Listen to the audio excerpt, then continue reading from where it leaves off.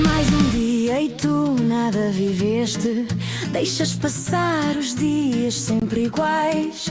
Quando pensares no tempo que perdeste só por causa das redes sociais. Desliga-te da rede. Liga-te à rádio. Uma mensagem da Associação Portuguesa de Radiodifusão.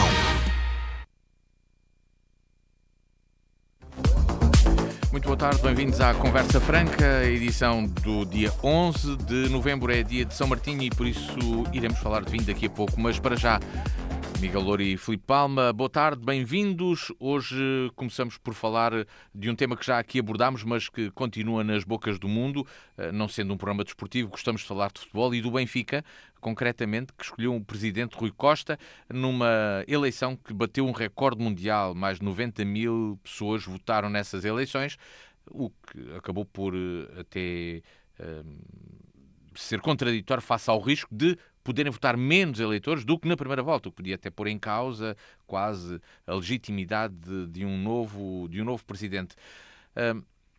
Miguel Louro, como é que vai ser o mandato deste presidente do Benfica? O que pode ser um mandato de sucesso? Como está o Benfica perante os rivais com esta eleição? O Filipe já está a rir. Mas é ele primeiro, importante, hoje eu sei. sim.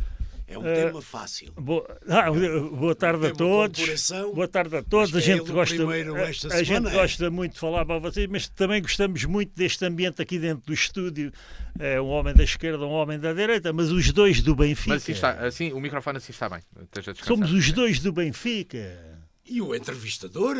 Também do Benfica. Fazemos o pleno. Então o Benfica, para mim, deixou de ser um clube de futebol ou um clube desportivo e já é um clube de audiências eleitorais. Vou ficar muito contente durante 4 anos só porque tenho um número para o Guinness. Pronto, se alguém me chamar parvo, eu acho que tem toda a razão. Somos uma cambada de parvos. Os benfiquistas, uma cambada de parvos. Ficamos Isso quer dizer que não está nada satisfeito com a escolha eleitoral. É isso? O problema é este. Tivemos uma data de antes para perceber quem é o Rui Costa. E as pessoas dividem-se quanto à sua maneira de pensar. Para mim, o Rui Costa não me serve para presidente do Benfica. Porque não vale a pena repetir, que é para gastar tempo. Até o Noronha Lopes já apontou as mesmas coisas e toda a gente ouviu. E toda a gente desconsiderou. Portanto, eu não vou repetir para me desconsiderarem também por essa razão. Eu não estou para pertencer a um clube de parvos que bate recordes mundiais de números de eleições, por mais significado que isso tenha da grandiosidade do Benfica. Mas é um grande clube com grandes parvos lá dentro. Filipe, acha que é nisso que se transformou o Benfica de Rui Costa? Boa tarde. Eu começo já por avisar e pedir desculpa porque o tema Benfica é talvez daqueles onde eu menos racional sou e não sei se me controlo naquilo que muitas vezes me apetece dizer.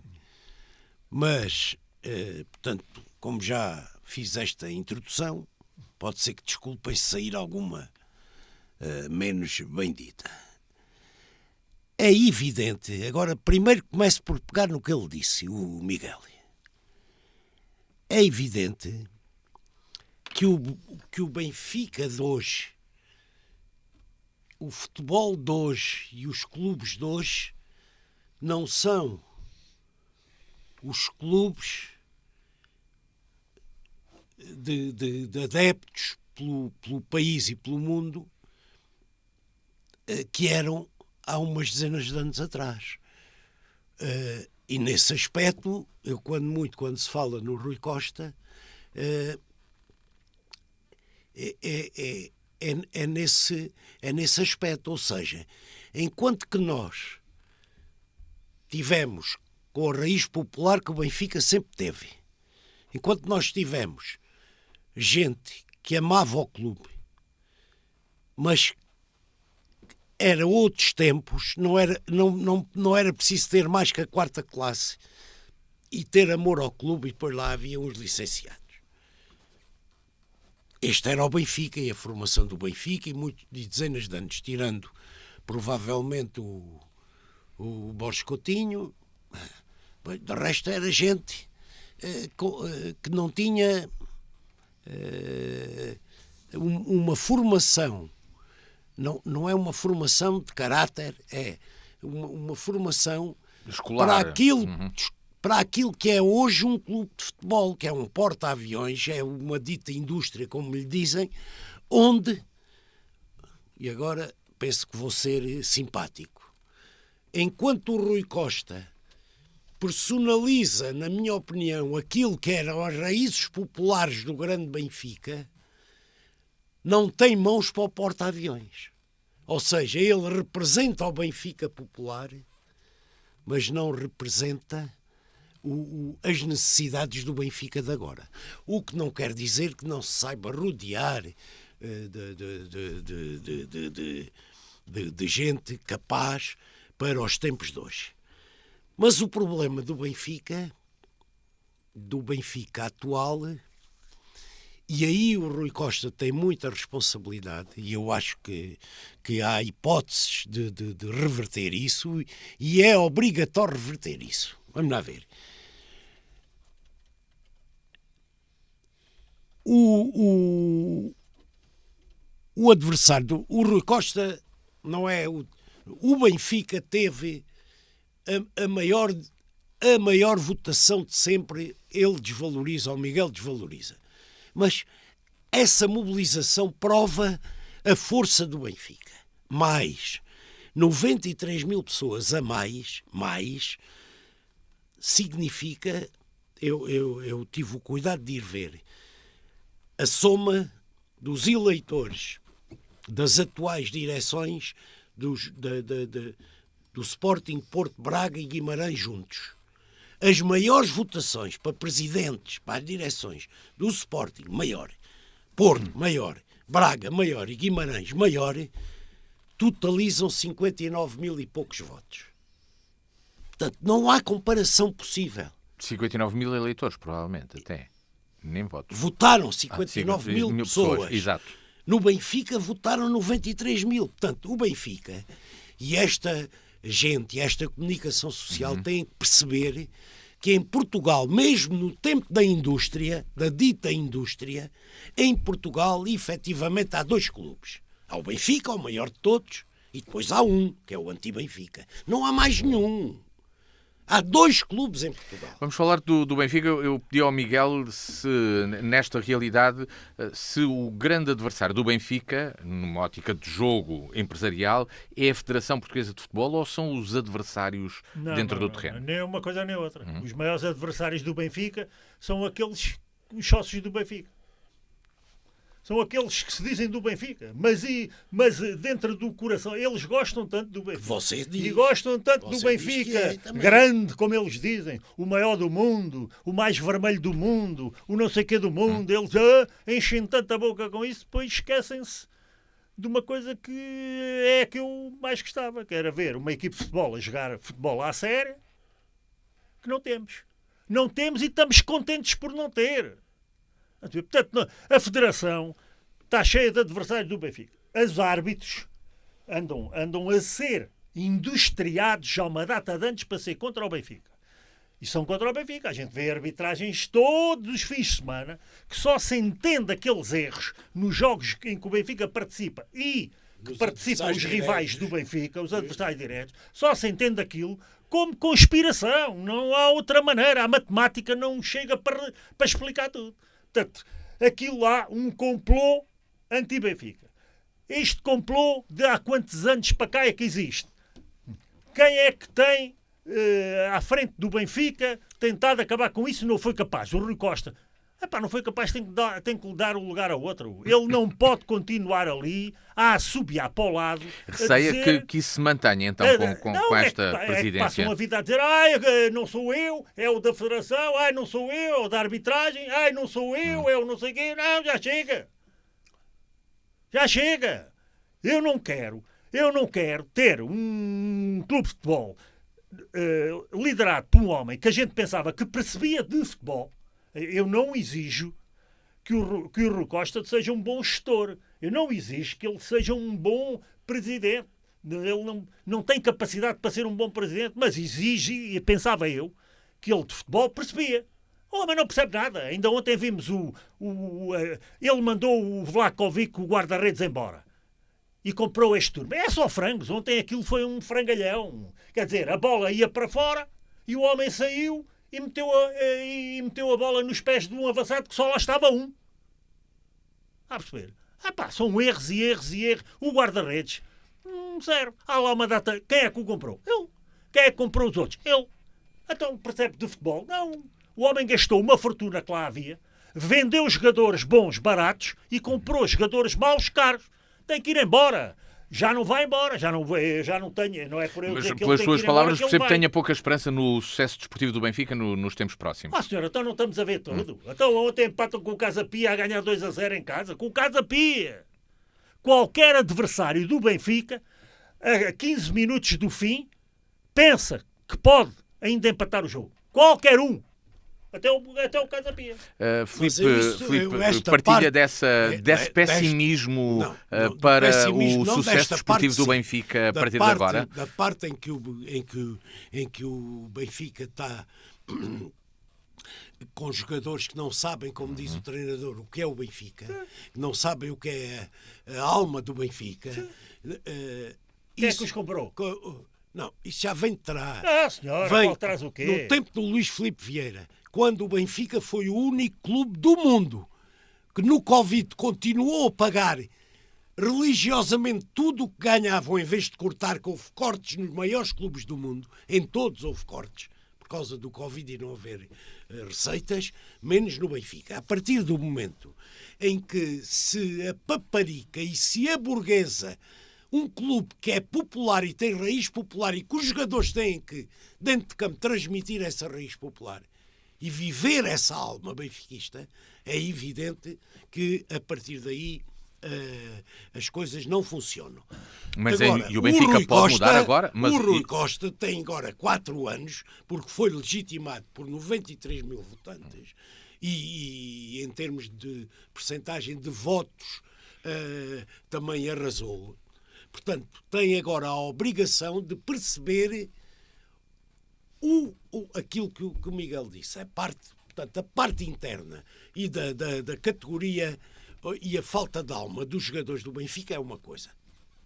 E temos aí um problema. Não, a falta de alma dos sócios do Benfica. E aí temos um problema.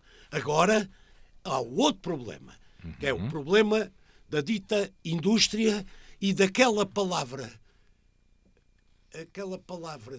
tão portuguesa e que tanto mal tem feito à nossa evolução, que é a última palavra dos Lusíadas do Camões. Dito em linguagem antiga, inveja. A inveja é um problema. E é um problema de que o Benfica sofre. E sofre porque o Rui Costa não foi capaz de falar grosso, deixou o aparelho ser todo dominado. A comunicação social, nomeadamente o Grupo Cofina, NAU, CN, TVI, CNN, Record, coisa. Portanto, essa gente que ia aos pequenos almoços com o Bruno Carvalho, iam aos pequenos almoços mamar os pequenos almoços. Portanto, essa gente tem que ser posta na linha. Como é que antes dos árbitros, como é que essa gente é posta na linha? Ainda hoje eu já ouvi comentários sobre o Benfica ter protestado e ter ido, e o diretor do Benfica ter dito, até disse pouco, porque há uma altura, e eu não quero ser mal interpretado, mas há uma altura em que é preciso perceberem que os tempos do guarda-abel e do macaco que está preso, e que está, mas a ausência de crítica vai mudar. E do macaco que está preso deram dezenas de títulos ao Porto. E esta gente, cobardola, vai ter que perceber que o maior clube português e um dos maiores do mundo não é para brincar com ele. Infelizmente andaram a brincar, porque deixaram. Eles brincam porque os benfiquistas põem-se a jeito. Põem-se a jeito. Deixaram. Eles põem-se a jeito. Vamos lá ver. Olha lá, deixa-me os direitos perguntar-lhe- televisivos. Os direitos Sim. televisivos Era uma questão, pronto, Sim. muito rapidamente, porque Claro. ainda vamos falar disso, É, mas mas é rapidamente que é- para irmos- se calhar é a para irmos falar questão de vinho. principal. Os direitos televisivos. Então, Sim, eu sim. espero Não que- falamos de direitos televisivos, claro que sim. Então, sei lá, Falamos disso.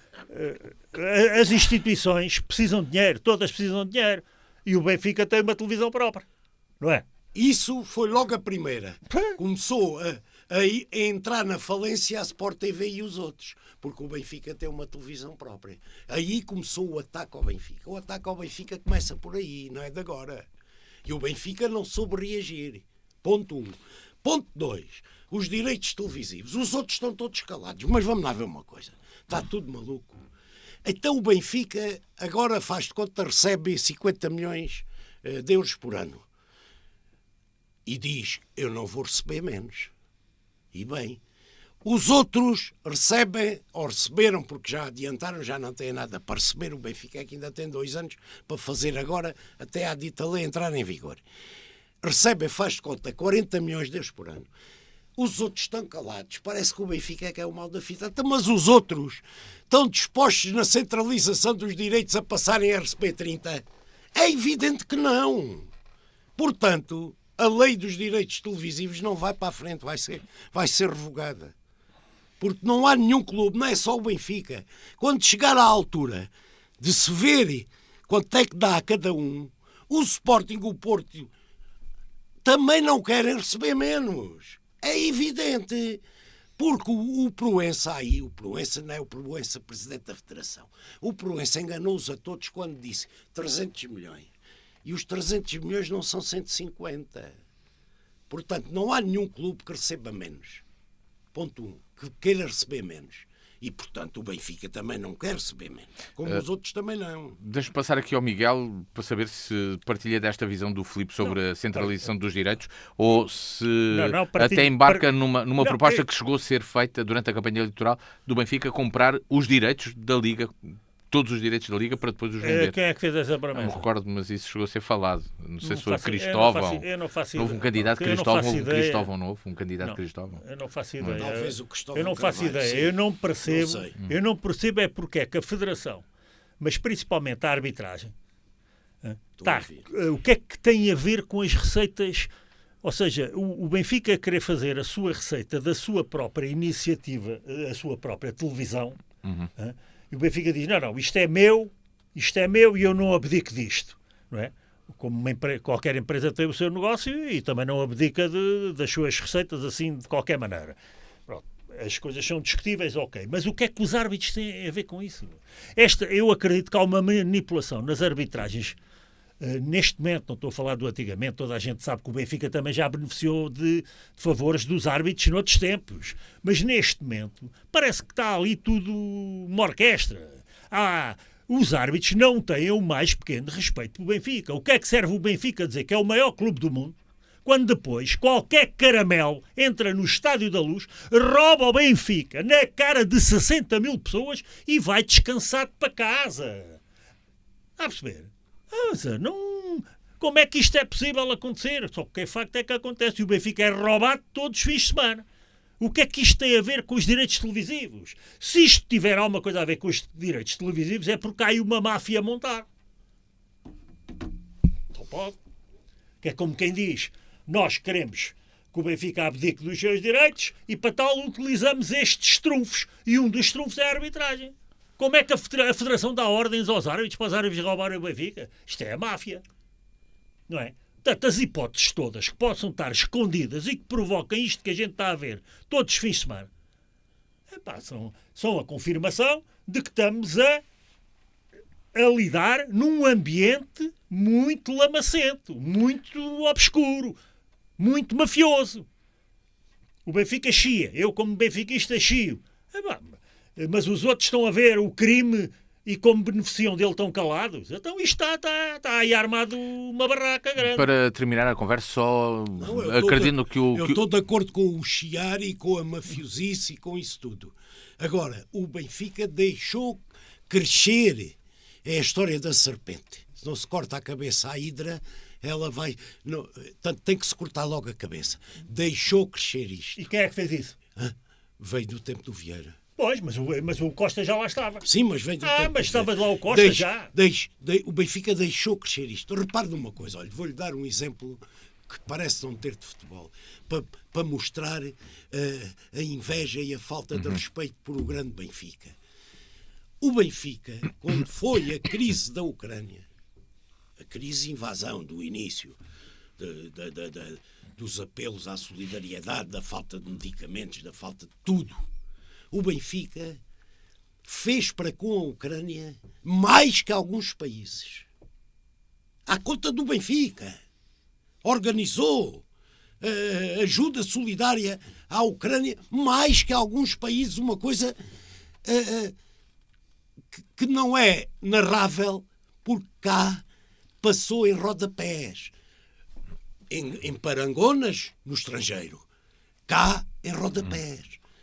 E, portanto, isto é o exemplo daquilo que é, quando ele fala, e bem, das arbitragens, chamou-lhe mafiosice e coisa, o sistema está mafioso, está, mas, eu há bocado repito, o Macaco e o Guarda-Abel deram dezenas de campeonatos ao Porto.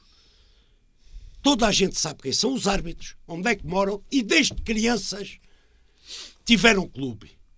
Epá, eu não acredito que aquele João Bento que estava no VAR, que foi para VAR porque não servia para ser árbitro de campo, ele desceu de divisão, puseram-no em VAR.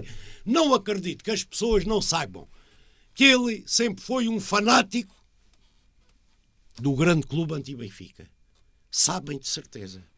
E, portanto, o maior adversário neste momento são as arbitragens. Não, no são os adeptos são os benfiquistas. São os benfiquistas e, no caso... Não vale a pena nós inventar. Eu já disse que o Benfica tem que jogar a bola e tem que voltar a ter Temos que ir por outro tema, até porque... Agora, essa gente tem que ser e bem apertada, mas apertada a sério para perceberem que não podem gozar com o Benfica. Vamos aguardar e provavelmente no final da época iremos falar do Benfica novamente, logo veremos, mas para já, e porque hoje é dia 11 de novembro, é dia de São Martinho e há que falar de vinho.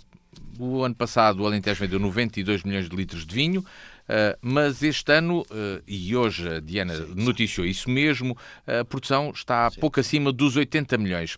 Fala-se de uma crise da venda do vinho. No Douro, fala-se na vindima mais negra de sempre, a exportação de vinho da Madeira está em queda, vinho do Porto bebe-se cada vez menos, há um consumo global de vinho em mínimos históricos. Vamos lá saber, Portugal e Espanha são exceção e, Miguel, o que é que nos pode falar sobre o mercado do vinho e permita que nós o possamos picaçar aí e querer saber dessa sua experiência também, porque pode-nos ajudar a perceber o que é que se passa neste setor por voz própria. Pois. Pronto, portanto, neste momento estão a ouvir os benfiquistas. Um benfiquista desanimado com a sua condição de ser benfiquista e um produtor de vinho. Mas eu não quero que saia daqui triste. Um produtor de vinho também desanimado com o que se está a passar com o setor. De quem é a culpa, mais uma vez, é nossa. A culpa é dos benfiquistas e a culpa é do setor. O setor não tem cuidado da sua atividade como deve ser. O setor deixou ser assaltado por meia dúzia de pessoas que pareciam que estavam a favor do setor, mas estavam egoisticamente apenas a pensar neles próprios. Pronto. Portanto, o que é que acontece? Deixámos que a produção de vinho durante uma data de anos fosse superior à comercialização do vinho, portanto há excesso de vinho.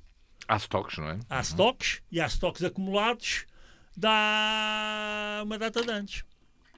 Isto já começou para aí há 10 anos ou mais. Sempre a acumularmos estoques. Não é? Quer dizer, estamos a acumular estoques, o consumo está a descer e ainda permitimos, por lei, os tais bandidos, que também são produtores de vinho como eu, mas são bandidos.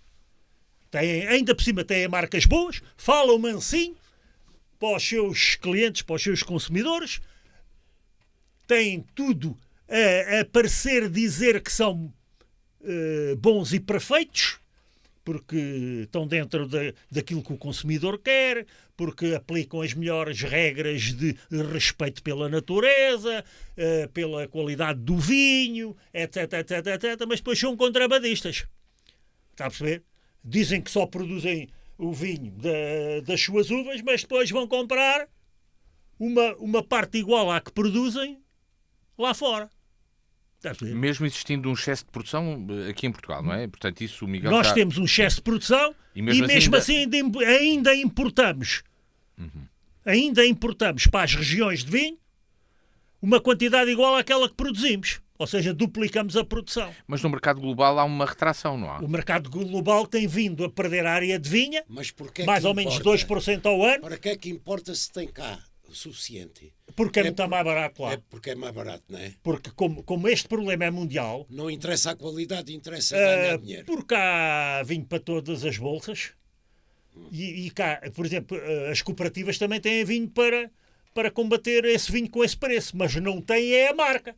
Esses grandes produtores com muita marca, mas com muito marketing, com muita mentira, é que aquilo é mesmo mentira. Não estamos a falar de marketing bom, estamos a falar de mentir às pessoas, de enganar as pessoas.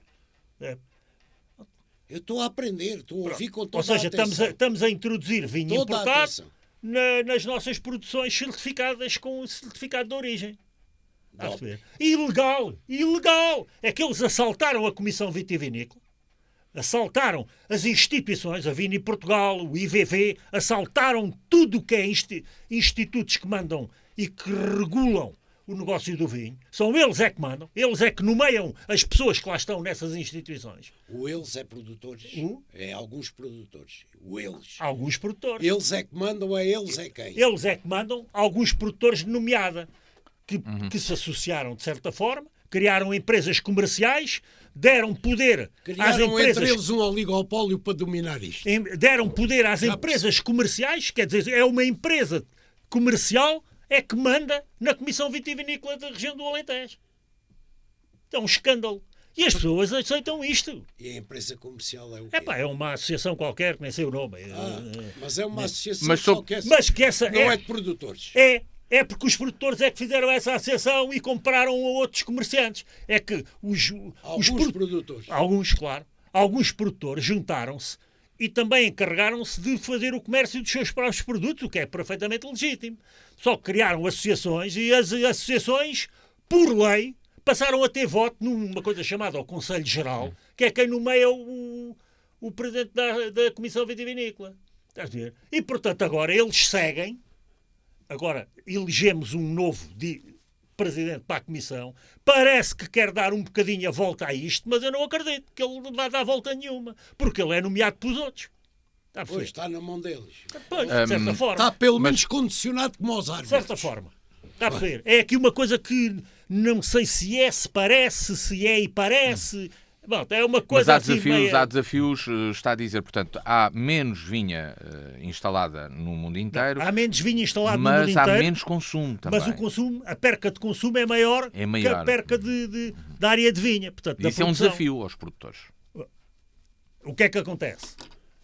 Andamos, não há só. Agora há campanhas contra o álcool, não é? Mas a perca de consumo deve-se fundamentalmente aqui.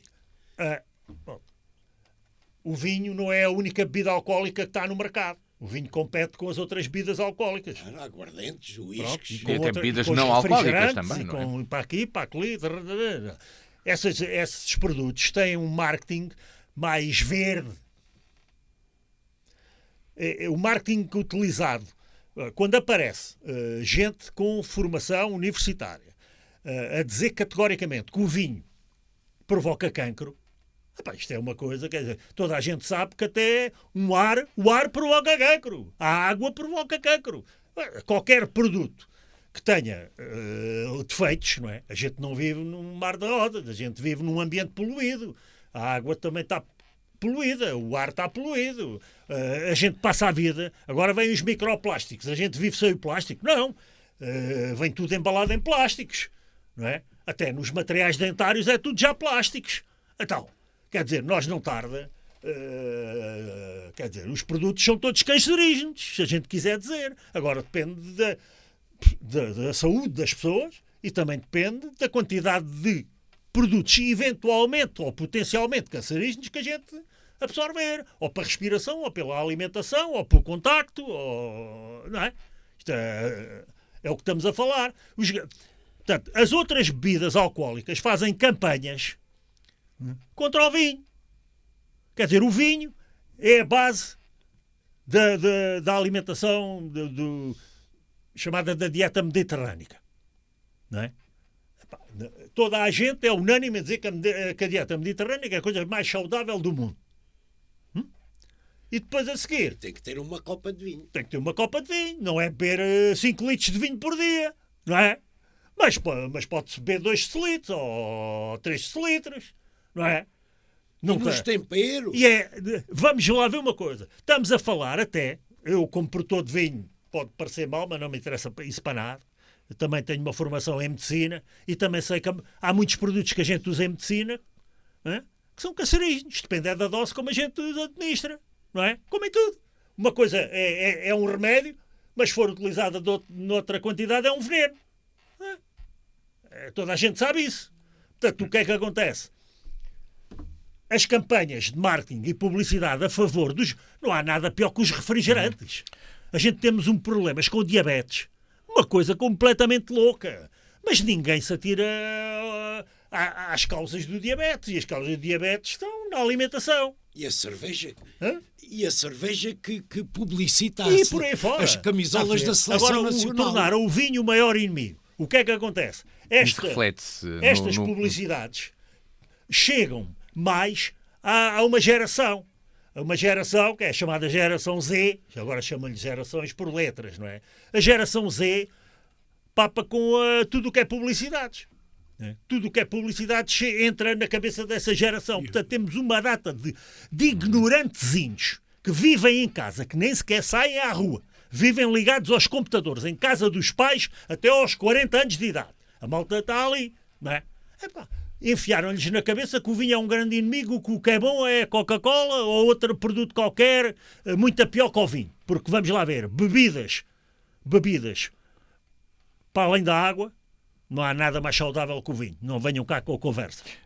Miguel, deixa-me passar aqui ao Filipe Palma, porque hoje o Filipe, natural da Vidigueira, e neste dia de São Martinho, tem desafios certamente porque a Vidigueira é uma terra de vinho e festeja, e de vinho de talha, e festeja a data. Com estes desafios que há, para a Vila de Frades. Tive lá 10 belgas a almoçar em minha casa ontem e iam para lá. Vou para a Vila de Frades, sim. A região tem apostado muito neste setor, de forma na economia, no desenvolvimento da sua economia.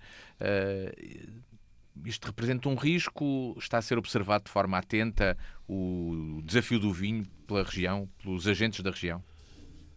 Olha, eu sente que isto vive de ciclos, já sabemos que há ouvir e quem produz e quem tem as dores de dentes de ser produtor. E estava encantado a ouvir, que é para aprender. Como disse, eu sou natural da Vidigueira, onde parte deste problema existe, que é estoques a mais. Ou seja, não se vende aquilo que se produz. Mas o Luís, no princípio, disse que Portugal e Espanha é exceção ao consumo.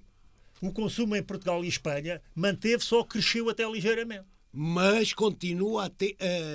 mas como exporta menos, continua a ter estoques. E importa aos tais, duplica a produção. Nós andamos a vender vinho espanhol. Porquê? Porque andamos a crescer brutalmente no turismo. Quem anda a beber esse vinho, que a gente continua a produzir, é o turista. A gente diz que é o português que bebe estes litros todos. Mas não é. É consumido cá em Portugal, mas então temos 30 milhões de turistas, ou 40, não é? Mas há uma coisa que eu penso que era fundamental, tanto ao nível das organizações dos produtores, como ao nível das autoridades reguladoras e governamentais, que não é fácil ter produtos com denominação de origem. Então, se é difícil ter isso para colocar o produto numa determinada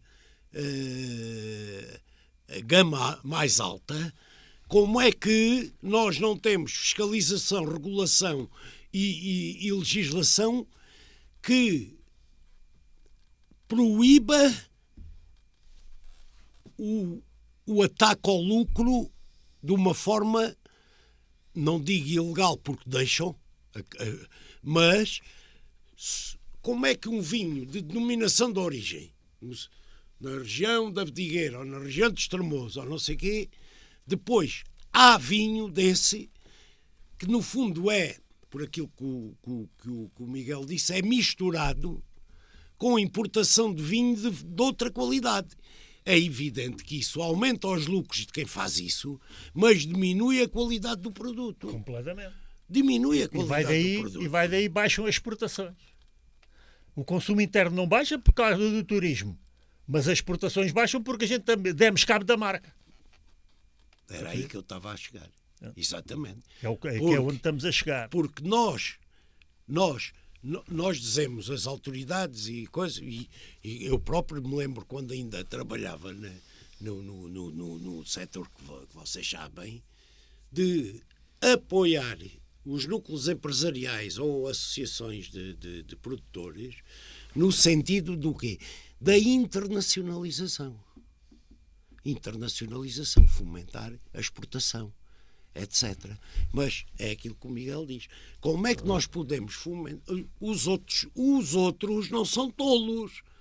A gente ou exporta porque o produto é à prova de bala, ou então à segunda já não importam. Claro. Seja que produto for, claro. E o vinho é também um deles. E neste momento a introdução de vinho espanhol em Portugal foi de tal maneira que eu ontem tive importadores meus na Bélgica, em minha casa. Eles já desconfiam de nós. Mas eles podem ter o vinho espanhol que venha marcado como espanhol e não pode depois sair nas garrafas nossas. Sim, só que ele sair nas garrafas nossas é uma chatice. A partir do então o vinho português vinho português já significa algo que não é de confiança? Hã? Vinho português é algo que já não é de confiança para... Começaram a desconfiar. Eu, por exemplo, um importador que eu tenho na Alemanha marcava visitas com 2 meses, 3 meses de antecedência. E no outro dia telefonou-me a saber se podia ir à minha casa no dia a seguir, às 8 da manhã. Eu disse, mas assim, de um dia para o outro. E ele disse, sim, e tal, dá-me jeito e tal. Quando cheguei à minha casa, ele já lá estava há 1 hora, a ver tudo. Porque para a gente ter a certeza que aquilo que um produtor está a dizer ao cliente sobre o seu produto é verdade, a melhor coisa que há para fazer é ir ver as vinhas. Porque a gente reconhece imediatamente se esse produtor utiliza herbicidas ou se utiliza práticas que eles condenam, mas depois mente. É porque agora vêm os senhores, mais uma vez os contrabandistas, inventaram uma data de denominações que, em vez de servirem para promover a qualidade dos vinhos, servem para criar uma confiança falsa no consumidor, que depois facilmente se descobre que era tudo mentira. Estás a ver? A gente entra nos supermercados só vê produtos bio. Mas bio, como é que aquilo pode ser bio? Bio da indústria? Prateleiras cheias de produtos bio. Não é possível. E depois é bio, é natural, é biossustentável, é sustentável, é biodinâmico. Inventa-se constantemente atributos para vender um produto e para enganar um consumidor. Então consumidores patetinhas que passam a vida agarrados às redes, está a perceber? Papam com tudo. Mas depois a seguir começam a desconfiar. Está a perceber? Houve aí, durante uma data de anos, gente a fazer vinhos. Isto é a melhor maravilha do mundo, é a invenção nova, vinhos naturais. Há vinhos naturais muito bons, mas também há vinhos naturais que não prestam. E que também não são indicados para a gente levar para casa e guardar. A gente guarda vinhos, quando abre a garrafa uns tempos, enquanto uma garrafa das outras, se calhar, pode estar em casa 10 anos ou 20, aquelas, se calhar, podem estar 1. Depois a gente abre, o jornalista disse que aquilo era a maior maravilha do mundo, a gente abre, aquilo é uma porcaria, aí a gente começa a desacreditar no produtor, no jornalista, na revista. Está a perceber? Entra um setor todo em descrédito. Está a perceber? Portanto, o setor do vinho entrou em descrédito. O produto vinho entrou em descrédito. Mas é por causa do produto, quando o produto é bom? Não. Mas é as campanhas e as campanhas também dos adversários, que são os outros que não querem que a gente beba vinho para ver se a gente bebe mais cerveja, ou mais Coca-Cola, ou mais vodka, ou mais gin, ou mais whisky, por aí fora. Exatamente, eu concordo com isto mas atendendo ao dia que gostava também de chamar a atenção porque o coração do vinho de talha, com a tradição milenar dos romanos, é Vidigueira, Vila de Frades, Cuba, Vilalva. Portanto, é ali aquele território. Eu não estou a dizer que não há também talhas de Barra em Borba ou em Avidela. Não, havia em todo lado. Exatamente. Ou em Capção, não é isso. Mas as coisas são o que são. Onde ainda se continua a grande tradição, em número, em qualidade, em património, se quiser. Em quantidade também? Sim. Em património, se quiser, é nas adegas de Vila de Frades, Vilalva, alguma coisa na Cuba, Vidigueira, quer queiramos, quer não. E este dia ainda é um dia que é assinalado neste território todo. Eu, por exemplo, quando sair daqui vou, como a gente diz, para abrir e a parar e um copinho com a talha a ser escorrida, tanto por baixo.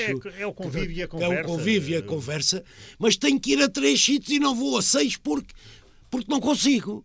Mas tenho que ir a 3. Mas não vou a 6 porque não consigo ir a 6. Porque e o vinho de talha, de Marvão até Barrancos, até Mértola, até, como o Miguel disse, havia em todo lado. E ainda há, eu diria, 20 e tal, 30 concelhos onde ainda existe com alguma visibilidade a produção de vinho de talha, ou só para os amigos, ou até para negócio, mas isto é um património que não podemos perder. Está em curso, teve avanços e recuos, espero que agora avance outra vez. O vinho de talha a património da Unesco e eu acho que isso é fundamental para preservar uma tradição e dar um nome internacional merecido a todo o Alentejo, até porque sem desvalorizar esse trabalho que foi feito e bem, mas em termos históricos e de dimensão socioeconómica, eu acho que ninguém se ofende se eu disser que o vinho de talha tem uma dimensão histórica, socioeconómica que os chocalhos de Alcáçovas não têm. E os chocalhos de Alcáçovas são património da Unesco. Não... Eu não estou... Mas entendo que... comecei por dizer ainda bem que são. O vinho de talha é algo que está em risco de desaparecer? Não está em risco de desaparecer. Já teve. Não teve desaparecido. Não, está até a atravessar, mais uma vez, muito daquilo que o Miguel diz, está até, na minha opinião, a atravessar uma crise de crescimento. Ou seja, enquanto antes era o convívio e a qualidade, hoje já qualquer gajo quer ter uma talha e vender. Não pode ser. Porque isso avilta e banaliza a coisa. E esse património nós não o podemos perder. Se o queremos preservar, tem que ser com grande qualidade e temos que tentar... Eu até agora já depois destas minhas novas funções, já disse que temos que recuperar a candidatura que não chegou a ser entregue, que tinha assinaturas de 20 e tal ou 30 concelhos deste Alentejo todo. E se em termos do Unesco, porque a Unesco também varia, agora qualquer dia está só a querer patrimónios asiáticos e africanos, na Europa, mas se nós tivermos que fazer uma parceria com os georgianos, que façamos, que os georgianos também têm vinho de talha daquele tempo, com uma metodologia diferente, acho que a talha fica meio enterrada no sol, não interessa, é vinho de talha e do tempo dos romanos. Se tivermos que ir para a frente, Alentejo todo, com os georgianos, para conseguirmos todos ter património da Unesco, vinho de talha, que se avance, que deixemos de mariquice Mas, e de sectarismos. O Miguel quer-lhe fazer uma provocação. Mas Está-me a percebeu, parecer. não é bem isso. É que Eu acho que ele está de acordo comigo. Hoje Acho. a economia quase que obriga a tomar medidas de boa gestão, dizem eles. Não há respeito nenhum pelo produto. Há respeito pelo lucro. As pessoas querem chegar ao fim do ano e o lucro é que conta. Se conseguimos dizer que o vinho é de talha, mas não é de talha, mas a gente diz que é, engana o consumidor paga. A gente tem lucro, ficamos muito contentes. Está a perceber? O vinho de talha obriga a uma pessoa a ser muito sã, muito verdadeira. A gente não se pode esquecer da adega velha de Mourão. Do engenheiro. Pois, não é Vila Alva, nem Vila Ruiva. A pessoa que mais se expôs, sempre de peito feito, ao seu restaurante, à sua adega velha, Sim, mas não tem. foi o engenheiro Bação. Está tudo certo. Foi o engenheiro Bação. Deu a cara. A cara deu tudo o que ele está dizendo. E bem, uma pessoa. É um restaurante de um enorme Falta a dimensão. Ouça, pela comida. Falta a Pela dimensão. comida verdadeira, Sim. pelo vinho de talha verdadeiro, Tudo. pelo canto alentejano, Tá já tudo ninguém c- cantava lá nenhum, continuava-se a cantar Tá todos tudo os dias certo. lá na adega. Tudo Vê? certo. Está a perceber? E isso é Tá- que o Alentejo precisa. Está tudo certo. Porque o estrangeiro, aqueles belgas que lá tiveram em casa, é uma empresa relativamente importante lá na Bélgica a Mas está vender tudo vinho. certo isso. Sabe o que é que ele chega à minha casa e diz-me assim, já conhece mais ou menos o Miguel, e aquilo agora como é? É tudo bom. E eu digo-lhe assim, nem tudo. É porque a pessoa que aldraba também tenta vender e não vai dizer o que faz. Portanto, tenta chamar vinho. O vinho de talha, o Miguel sabe isto melhor que eu. O vinho de talha, que é aquele que a gente está dizendo, que a gente está falando, daquele o verdadeiro, chamemos-lhe assim, destas tradições e da qualidade desse vinho, seja petroleiro, seja o... Mas sabe que o petroleiro vai à Comissão Vitivinícola e chumba. Não é aprovado. Seja o que for, mas o vinho de talha é para abrir agora. Sim. É para abrir agora. E em março está acabado. Oi. Não é para andar engarrafar vinho de talha. Estão a brincar comigo, pá. Pronto, mas É para acabar em março. Pronto, ok. Estamos de acordo. Mas também pode ser engarrafado. Mas a essência É isto que da eu disse. cultura do vinho de talha é a taberna. Novembro a março. É a taberna, é a Claro, comida, é claro, o cante, é o claro. ambiente genuíno, E vende-se simples e todo. bom do Alentejo. E vende-se todo. Que ele já porque- falou nos turismos. Pois, mas Já é aqui falámos. Luís, deixa-me só acabar isto, que eu até fiquei maluco. Eu tive que no domingo ir à Vedigueira, era meio-dia e tal. Portanto, a 1 hora de princípios de almoço. Meio-dia e tal. Tive que ir à Vedigueira, depois até tive que ir à Vila de Frades. No domingo, este domingo. Portanto, isso do vinho de talha, precisar de ser engarrafado para ser escoado é mentira, porque esse vai todo. Sabe quantos autocarros eu vi a saírem na Vedigueira e a saírem em Vila de Frades para encher aqueles restaurantes todos? Muitos deles que daqui a uma semana, 2 semanas, o máximo já têm vinho de talha, se não têm já, ou a partir de hoje. 3 na Vedigueira e 3 em Vila de Frades. Autocarros, as pessoas a saírem. Eu nem estava à espera de ver aquilo. Agora, um bocadinho a propósito ou a despropósito disto estamos a dizer. É assim, o vinho é a tal dieta mediterrânica. Mas o vinho também tem muito a ver com a cultura judaico-cristã. E são duas coisas que estão a ser completamente atacadas a nível mundial. Sim. Isto não é a teoria da conspiração. Não é? Há uma data de religiões que proíbem o consumo de vinho. Não é? O Islão. Sim, você não pode exportar para o Islã. Não, é porque eles não bebem. Não Mas é que eles não estão lá só na terra deles. Não é? Eles já vivem espalhados pelo mundo inteiro. Nos últimos anos, há bem pouco tempo, não sei precisar quando, começou a inverter-se uma quantidade ele não gosta da palavra raças, mas eu não tenho medo nenhum. Não gosto, não, senhor. Pronto. Não era uma questão Pela de primeira medo. vez, o homem branco, chamemos-lhe assim, foi ultrapassado pelo conjunto das outras raças. Negro, asiático, árabe, por aí fora. Ou seja, há uma data de raças que comungam de uma religião que não é a nossa, em que o consumo de vinho está proibido. Ou seja, o consumo mundial de vinho também desceu porque há cada vez menos o homem branco. O homem branco já é inferior aos outros. Entendo numa perspectiva cultural a perceber? da presença cultural. E isto não tem só a ver com o vinho. Isto tem a ver com toda a forma de vida.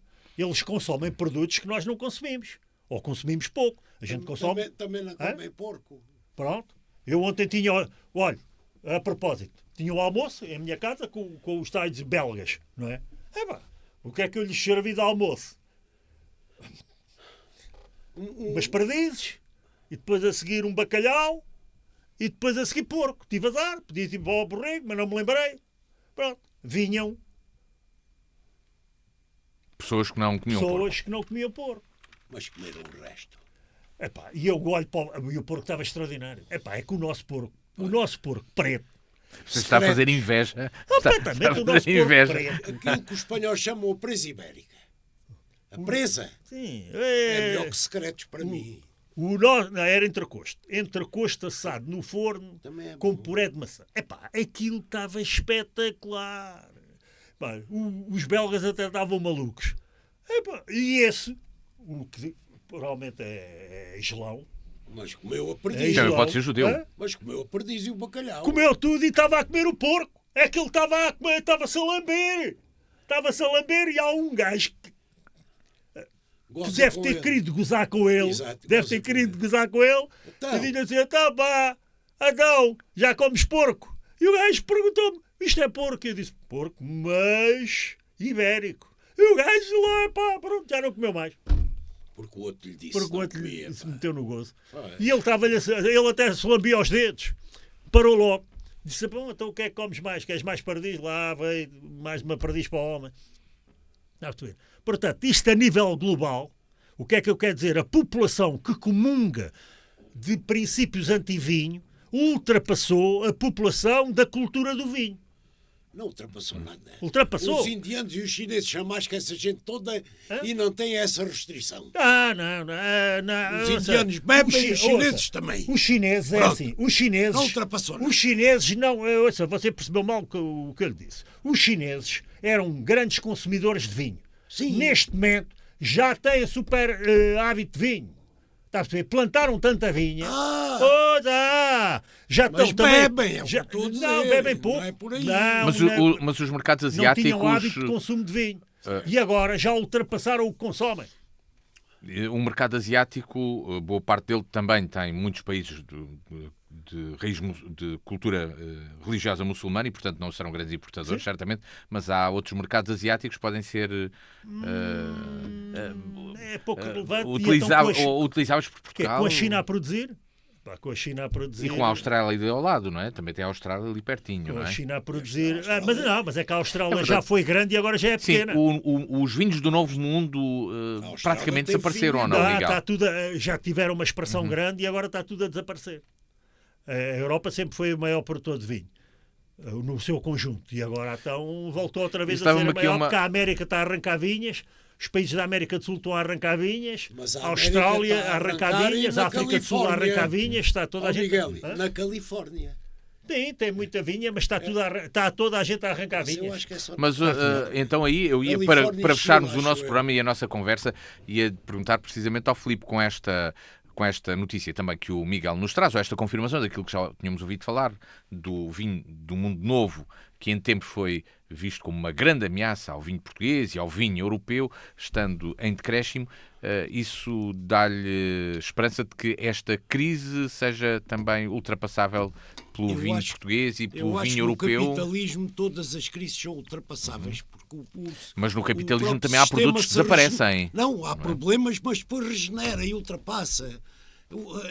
Já vi que temos um socialista super moderno. O Ernesto Mandela ensina isso, os ciclos, os ciclos económicos.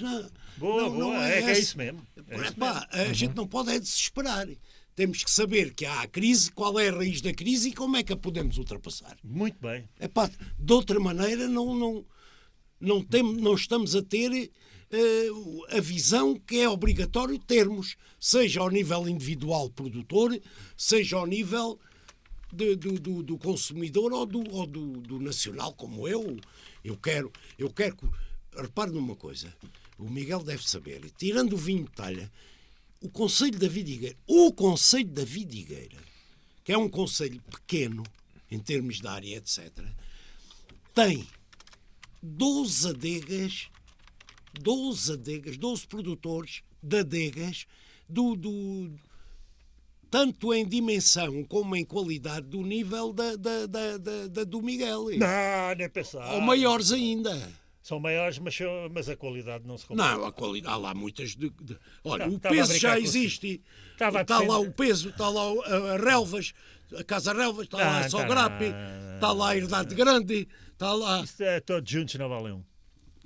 São todos bons. A Vidigueira era bom quando tinha o Zé Maria Almodóvar e o Passo dos Infantes. E o Passo dos Infantes ainda lá está. Mas isso agora está já tudo... não é dele. Já não é nada do que o Riba Freixo, olha, o Riba Freixo, Riba Freixo, que a gente quando vai para Beja vê ali o Riba Freixo. Parece um estádio de futebol. Tem um restaurante e coisa. É um estádio de futebol, está ali, especado no meio do campo. À direita, sim.